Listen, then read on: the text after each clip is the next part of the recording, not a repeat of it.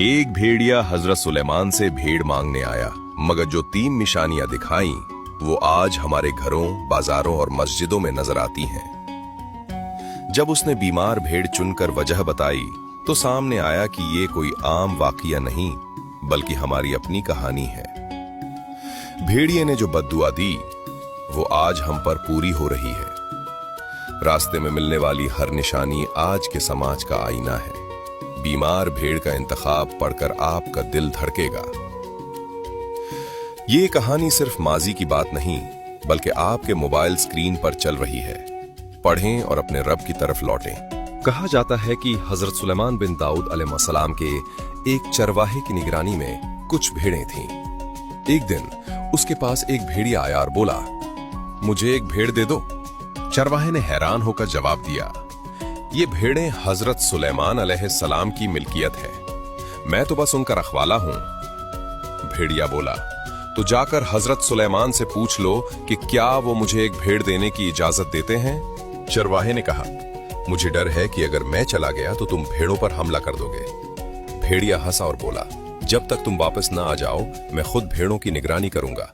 अल्लाह ना करे कि मैं खियानत करूं, लेकिन अगर मैंने खियानत की तो मैं आखिरी उम्मत का कर्बे कयामत वाला एक आदमी बन जाऊं। यानी अपने आप को बद दुआ दी कि हम यानी मौजूदा मुसलमानों की तरह हो जाऊं, जो कि अफसोसनाक है।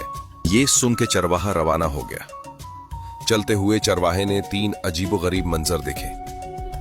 पहली निशानी, उसने एक गाय को अपनी ही बच्ची का दूध पीते देखा।